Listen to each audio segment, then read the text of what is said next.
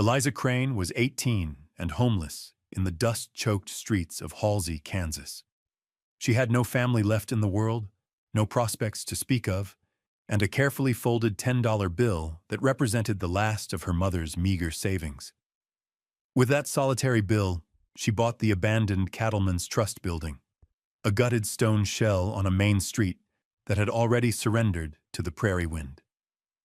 But what no one knew, not the bitter, ruined ranchers who rode past her without a glance, not the prairie dogs that had claimed the town square, and not even Eliza herself, was that behind a massive, rust-fused vault door lay the secret to the town's ruin, and the unlikely blueprint for her own salvation.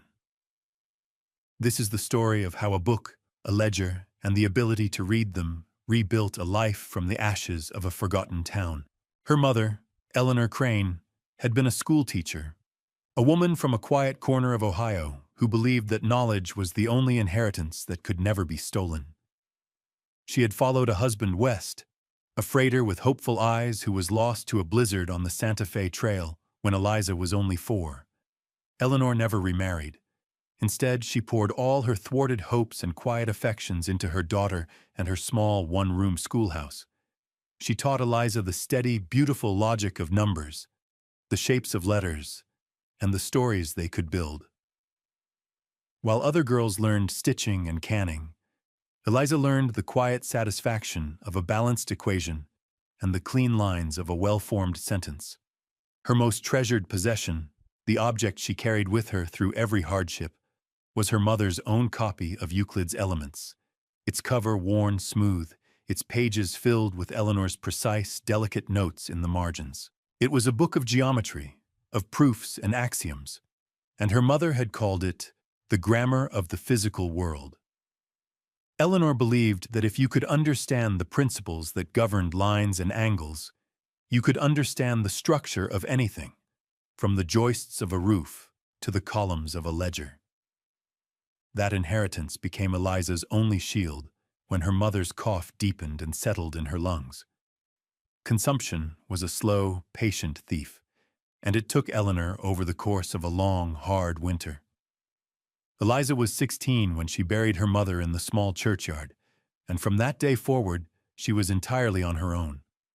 She was competent and quiet, accustomed to work, and she found small jobs here and there, mending clothes for the blacksmith's wife, scrubbing floors at the mercantile, helping with the canning at the Miller Ranch. She never complained, never asked for more than was offered, and held herself with a stillness that people mistook for simplicity. They saw a plain, hard-working orphan. They did not see the sharp, observant mind behind her calm, gray eyes, a mind that saw the world in terms of structure, of causes and effects, of problems waiting for a logical solution. She was always watching, always learning, filing away the details of how things worked, or more often in Halsey, how they were falling apart. The town itself was in a slow, grinding decline, a casualty of a cattle boom that had gone bust, and the final fatal blow had come from the very institution that was meant to be its anchor, the Cattleman's Trust. The bank's failure had been swift and brutal. Its president, a man named Silas Croft with a warm smile and cold eyes, had vanished overnight. One morning, the doors were locked. By noon, the panic had set in. By evening, the town understood it had been bled dry. The ranchers, the merchants, the widows who had entrusted their small savings to Croft's care, they were all ruined. The locked doors of the bank were a monument to their broken trust, and Halsey began to empty out, family by family, as if a plague had swept through. People packed what they could onto their wagons and simply left, abandoning homes and businesses, surrendering their dreams to the encroaching prairie grass. Eliza's own ejection was not a single dramatic event, but the final quiet consequence of this communal collapse. The Millers, the last family she worked for, called her into their sparsely furnished parlor one afternoon. Mrs. Miller, a woman who had always been kind in her own distracted way, could not meet her eyes. It was Mr. Miller who spoke, his voice heavy with the weariness of a man who had lost everything. They were leaving, heading for Oregon where they had family. They had no money to pay her, and no room for her on the wagon. He pressed $2 silver into her hand. "It's all we can spare, Eliza," he said, his voice rough with shame. "God go with you." She did not cry or plead. She simply nodded, thanked them for their past kindness, and went to the small attic room where she slept. She gathered her few possessions: a spare dress, her mother's worn book, a tin cup, a blanket, and the small cloth purse that held her savings. She now had $10.12 to her name. She walked out of the Miller house and did not look back. The town of Halsey, which had been her whole world, had finally and completely cast her out. She was adrift in a sea of abandoned buildings and broken dreams. She spent that first night huddled in the covered doorway of the old mercantile, the rough wool of her blanket pulled tight around her shoulders, the hard spine of her mother's book a solid, comforting weight against her side. The wind, a constant, lonely presence on the plains, moaned through the empty streets, carrying with it the scent of dust and decay. She felt a profound and chilling solitude, the kind that settles deep in the bones, but despair was a luxury she could not afford. As the sun rose, casting long skeletal shadows down the main street, she got to her feet. Her mind, trained in the cool logic of her mother's lessons, was already at work, not on what she had lost, but on the problem that lay before her: survival. Her journey was not one of miles, but of steps, a slow, deliberate circuit of the dead town. She walked the length of Main Street, her eyes taking in the details of the decay with a dispassionate clarity. She saw the sun-bleached curtains still hanging in the windows of the hotel, the faded lettering on the assayer's office, the way a single, resilient sunflower had pushed its way up through a crack in the boardwalk. She was not looking for pity or for remnants of the past.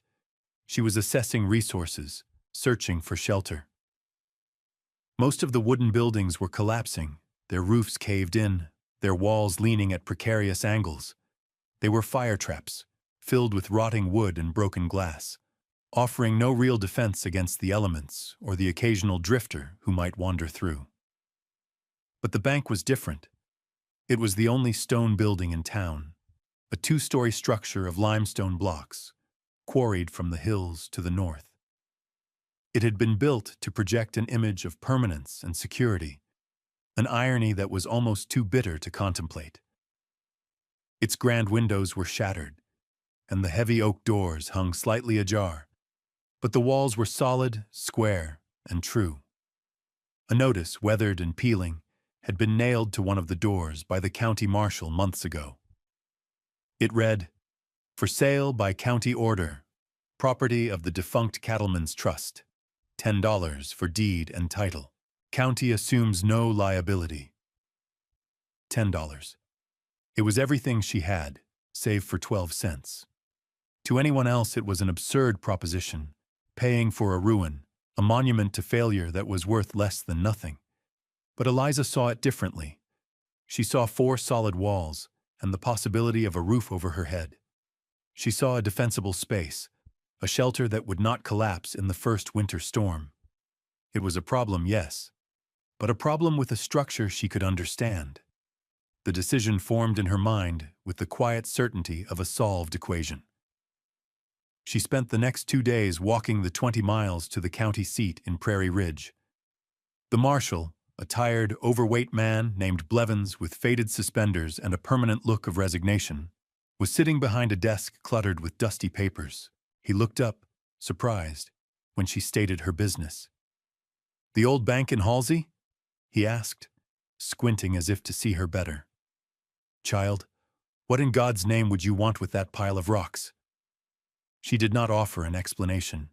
She simply placed her $10 bill on the desk. "I want to buy it," she said.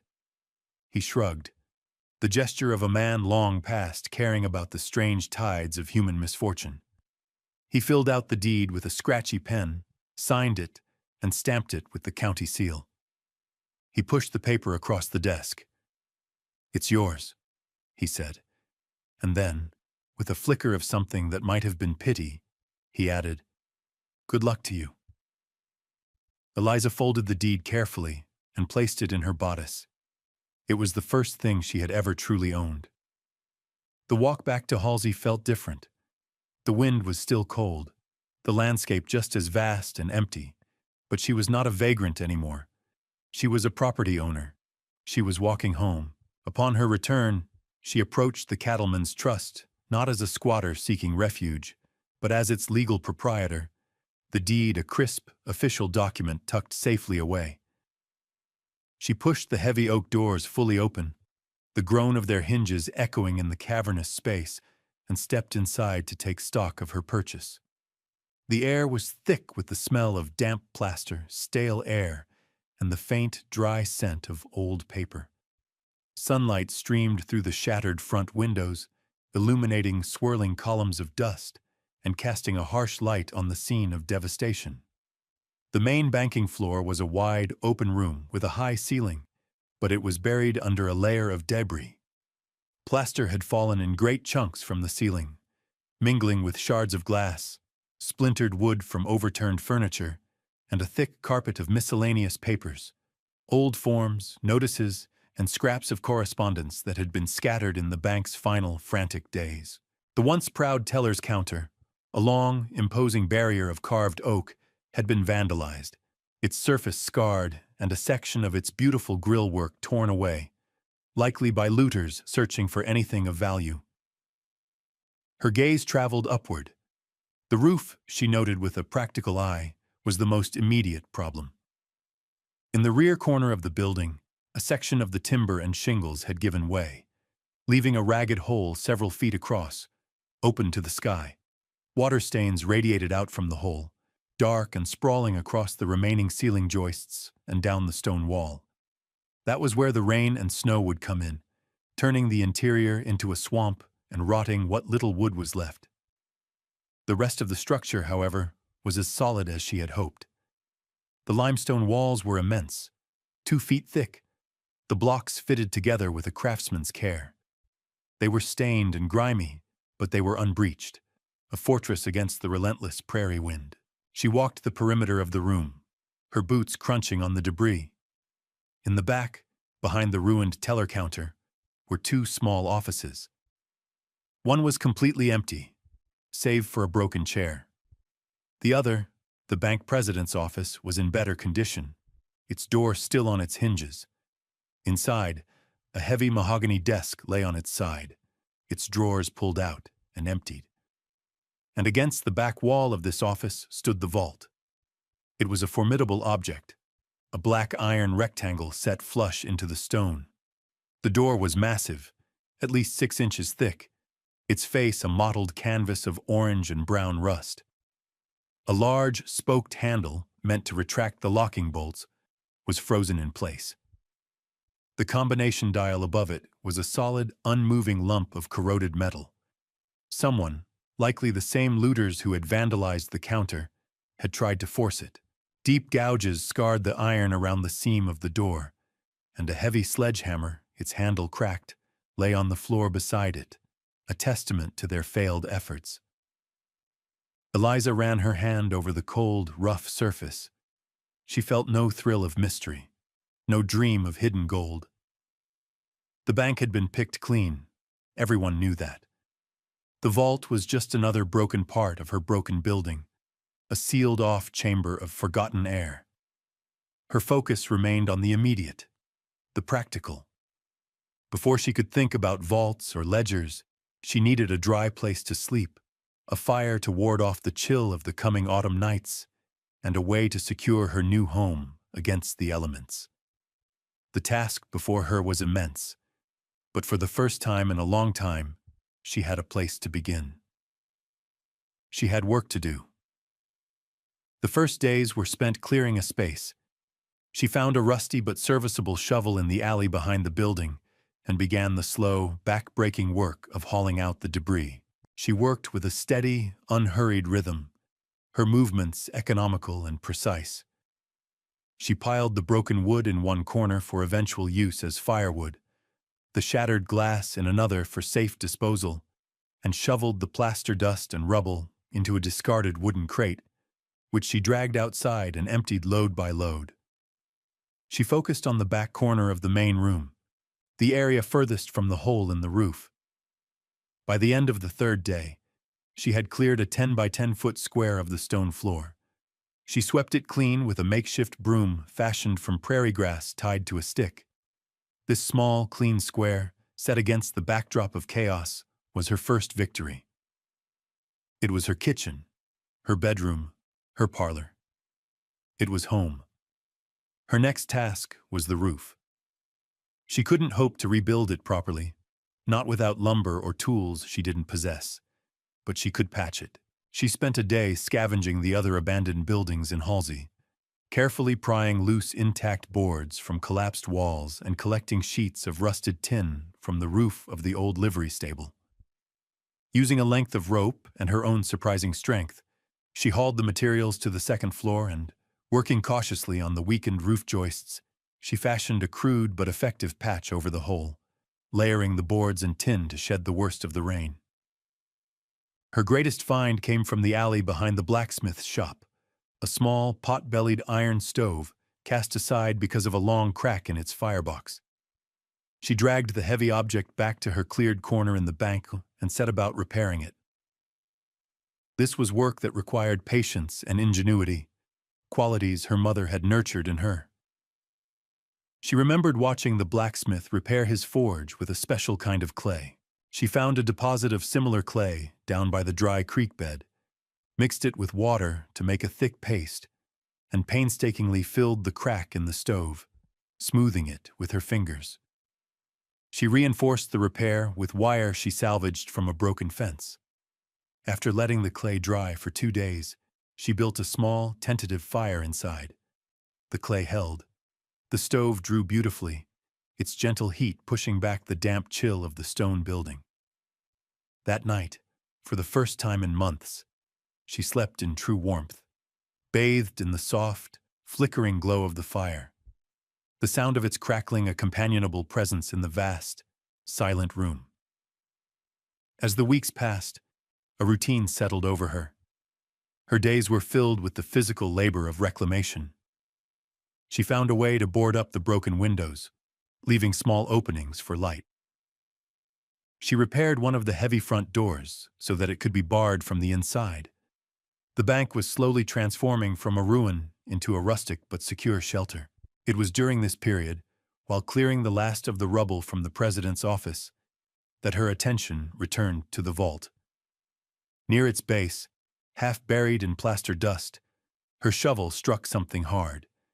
It was a long, heavy crowbar, nearly 4 feet of solid steel, its tip flattened from use. It had been left behind by the frustrated looters. She picked it up, feeling its weight in her hands.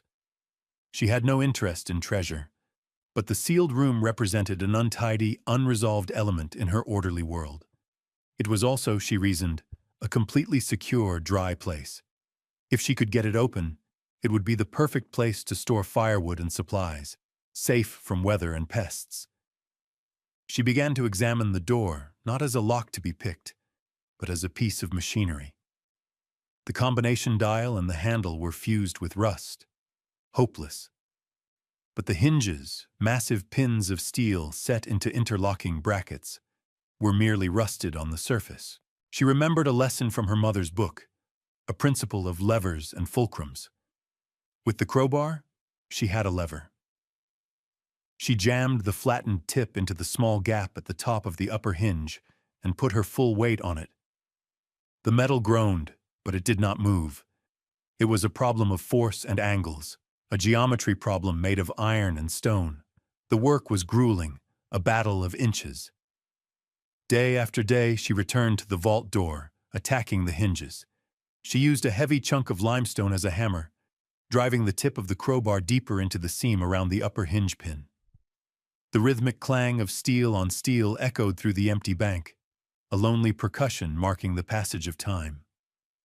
Her hands became calloused and raw. Her muscles ached with a deep, persistent soreness.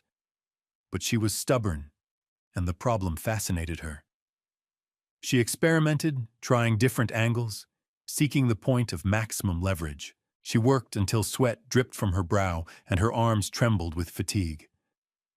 Then, on the fourth day of her assault, she felt a subtle shift. A scraping, grinding sound came from within the hinge. She put her weight on the crowbar again, and this time, the upper pin moved, just a fraction of an inch, with a screech of tortured metal. Hope surged through her. For the rest of the day, she worked with renewed determination, hammering and prying, slowly, painstakingly, working the pin upward. Finally, with one last great heave, the pin came free, a thick, rusted cylinder of steel. The top of the massive door sagged forward an inch. The lower hinge now bore all the weight. It was easier. Within an hour she had worked the second pin loose. The great iron door, free from its hinges, leaned precariously against the frame. Using the crowbar as a lever against the floor, she managed to pry it open just enough to slip through the gap. She lit a lantern and stepped inside. The air that greeted her was not the damp, musty smell of a tomb, but the dry, clean scent of old paper and leather. The vault was not a strong room for gold, but a records chamber, a fireproof library. It was small, no more than 8 feet square. 3 of the walls were lined with sturdy wooden shelves, and on those shelves sat rows of thick, leather-bound ledgers, their spines stamped in faded gold leaf. Cattleman's Trust, Halsey.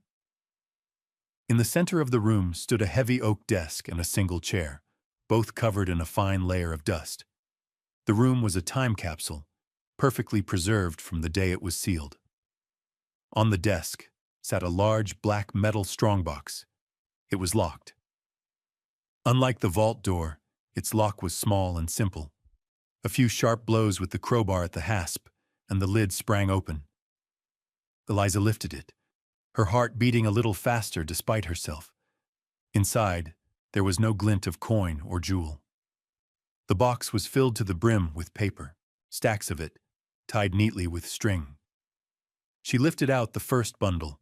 They were depositors' notes, printed on heavy bond paper, each one recording a name, a date, and an amount, and each bearing the florid signature of Silas Croft. She saw names she recognized: Miller, Carter, Gable. To anyone else, they would have been a collection of worthless receipts from a bankrupt institution, a cruel reminder of all that had been lost. But Eliza, who had spent her life with books and numbers, felt a prickle of curiosity. This was a record, a story waiting to be read. She turned her attention to the ledgers on the shelves. She pulled down the largest one, dated for the year the bank failed. She opened it on the desk, the stiff pages crackling in the silent room. The book was filled with columns of transactions, recorded in a precise, elegant script. It was a meticulous accounting of every dollar that had flowed into and out of the bank. And tucked between the pages, near the very end, was a sealed envelope addressed simply, "To whomever finds this." Her fingers trembled slightly as she broke the wax seal. Inside was a letter, several pages long, written in the same neat hand as the ledger entries. It began, "My name is Thomas Ames, and I was the chief clerk of this bank. If you are reading this, it means that my conscience has found a voice, even if I lacked the courage to give it one myself." What followed was a full confession, not of his own guilt, but of his employer's. Silas Croft had not lost the town's money in risky cattle futures, as he had claimed. That story had been a carefully constructed lie.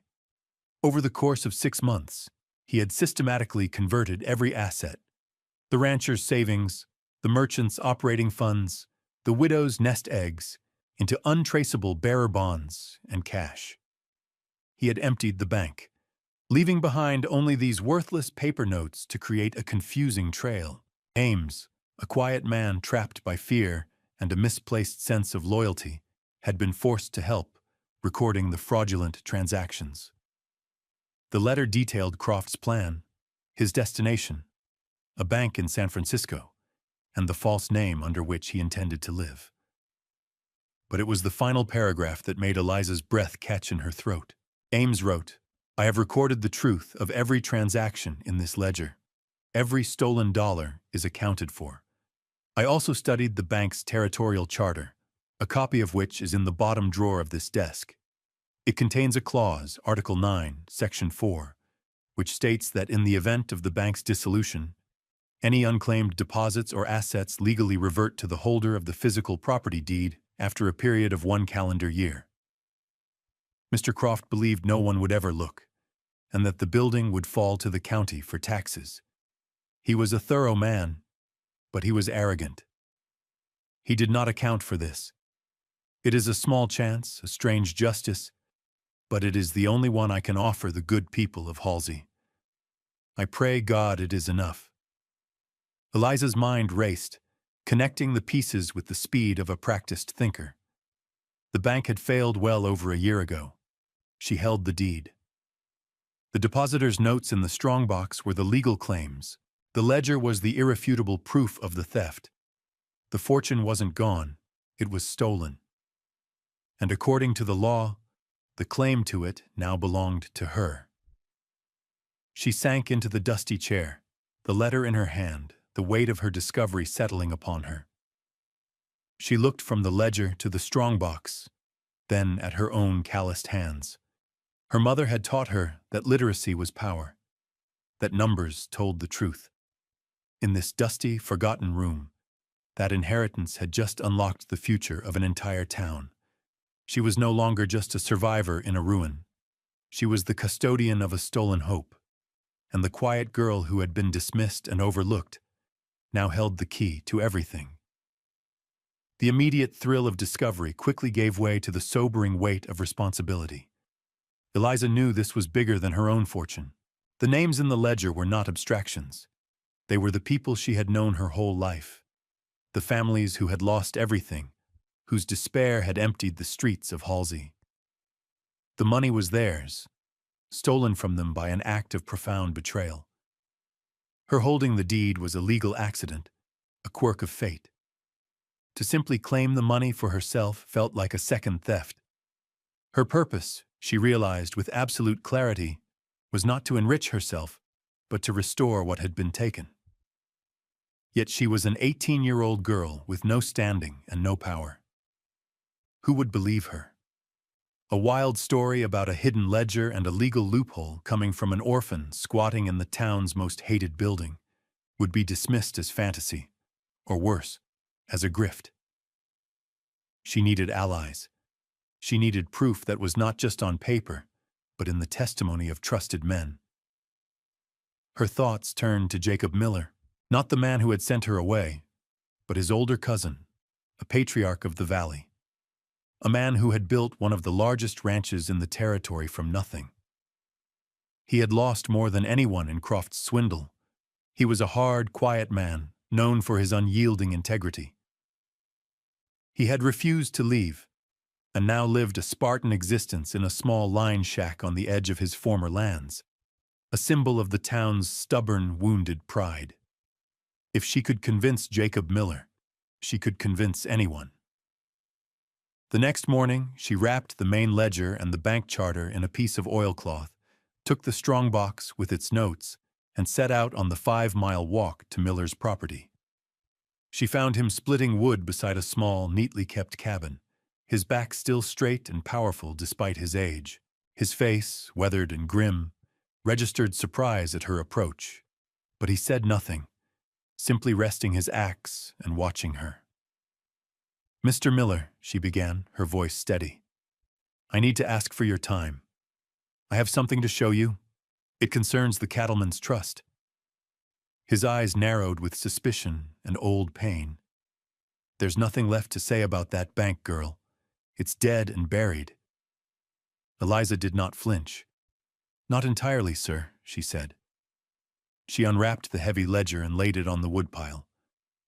"I found the bank's final records. They weren't destroyed. Silas Croft didn't lose the money. He stole it, and I have the proof." For an hour she laid out the story, her presentation as clear and logical as one of her mother's geometry proofs. She showed him the clerk's letter, pointed to his own name in the ledger, the record of his life's savings, and then produced the corresponding depositor's note from the strongbox. Finally, she showed him the bank charter, her finger tracing the words of Article 9, Section 4.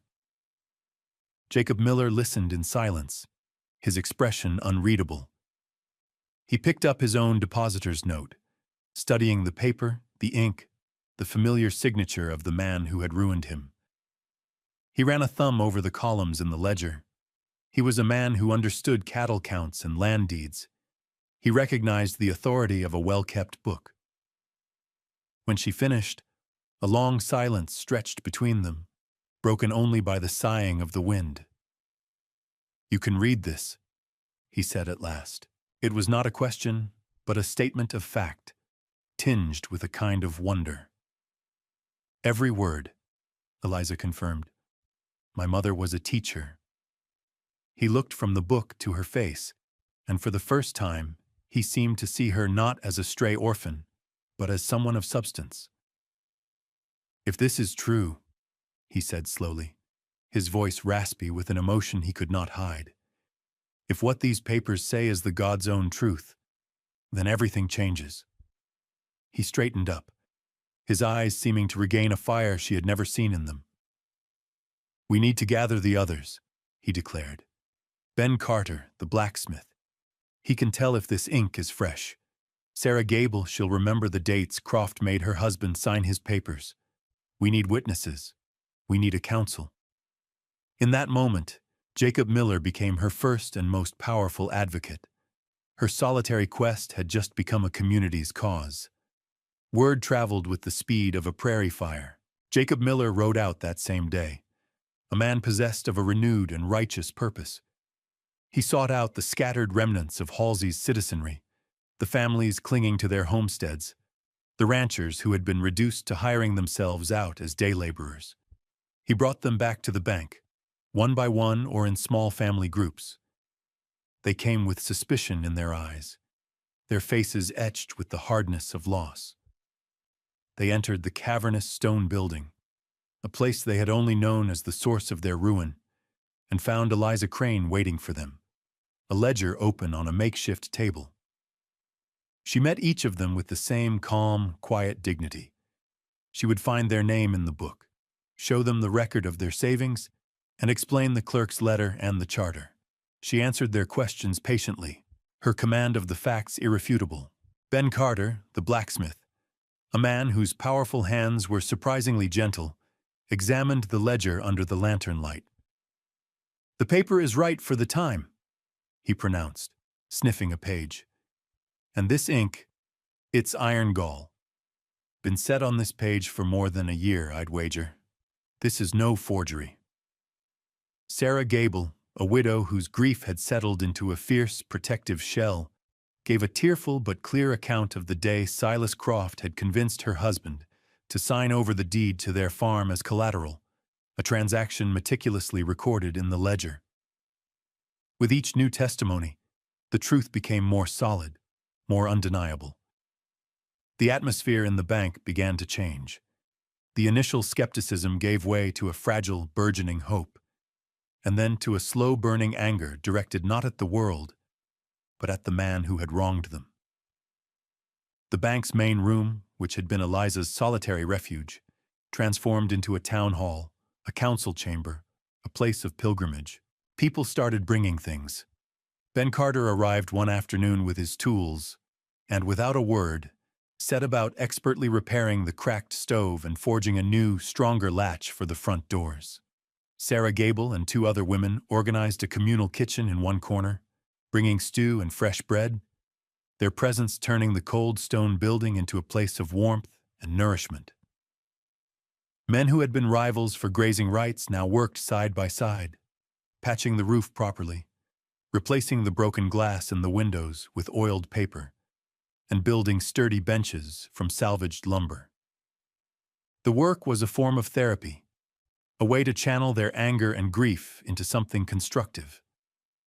They were not just repairing a building, They were rebuilding the heart of their community, and Eliza, the quiet girl with the book, was its unlikely center. They began to call her Miss Crane, a title of respect offered freely and without prompting. She had given them more than just the possibility of their money back. She had given them back their shared history and a common cause. The reclamation was a slow, legal process, navigated by the steady hand of Jacob Miller and the undeniable evidence of the ledger.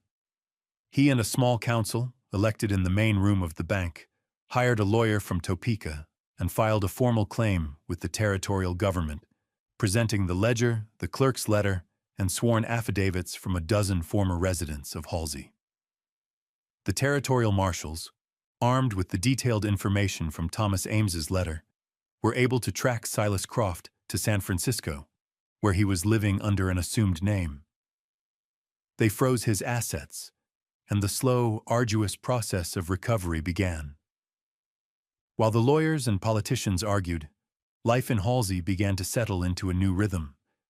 Some of the families who had left began to drift back, drawn by the news that the town was not as dead as they had believed.